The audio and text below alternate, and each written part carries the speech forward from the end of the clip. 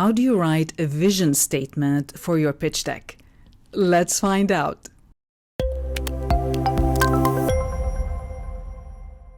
All right, so let's talk about vision statements and how to write one. Now, a vision statement is about the big picture and it's your long-term aspiration. So your vision statements needs to answer one or all of the following questions. Where are we going?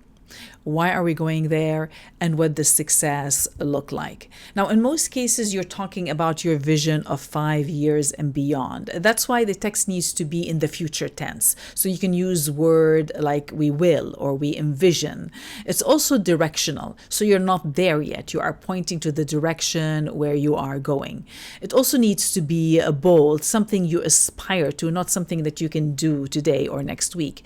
It also needs to be descriptive. So pick words that help describe what it might look like.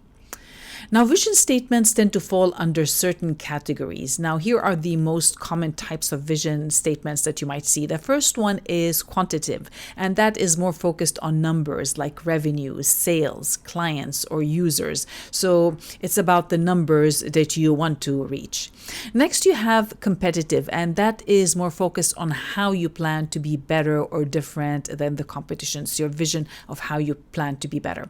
Superlative is how you can focus on being the best in your category or in your industry.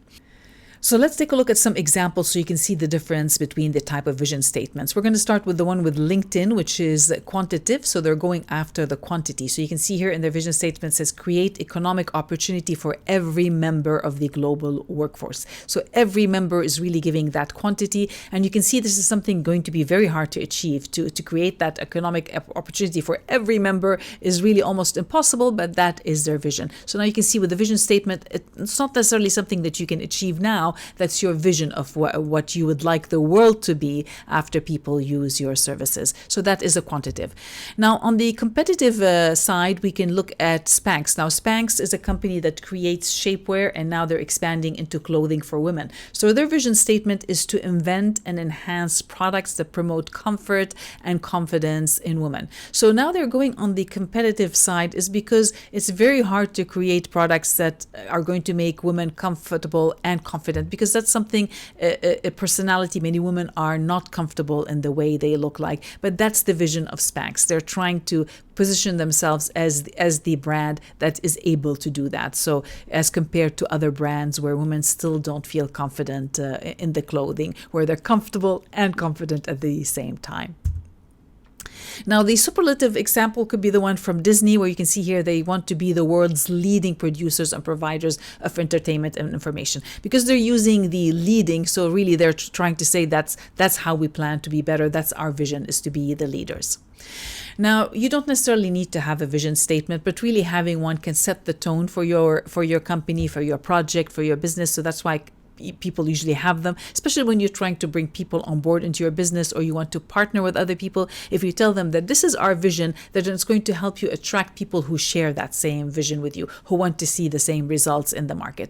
And now you're not stuck with it. You can change it. Many companies do change these statements. At least vision statements are not changed as often. Usually you might want to change them every 5 years because it's a big vision. Some people hold on to them for longer, but now you know it's not something that you are stuck with, and they do come in handy to give you that structure if needed.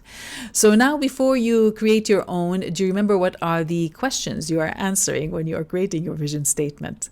Do you remember? Well, here they are. The first question is, where are you going?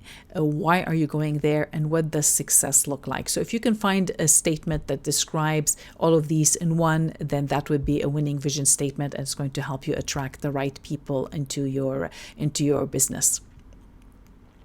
And another question is, do you remember the types of vision statements? There's different categories. Here they are. You've got quantity. You can go for numbers. You can go for competition, how you plan to be better. It could be a vision about how you plan to be the best in the market.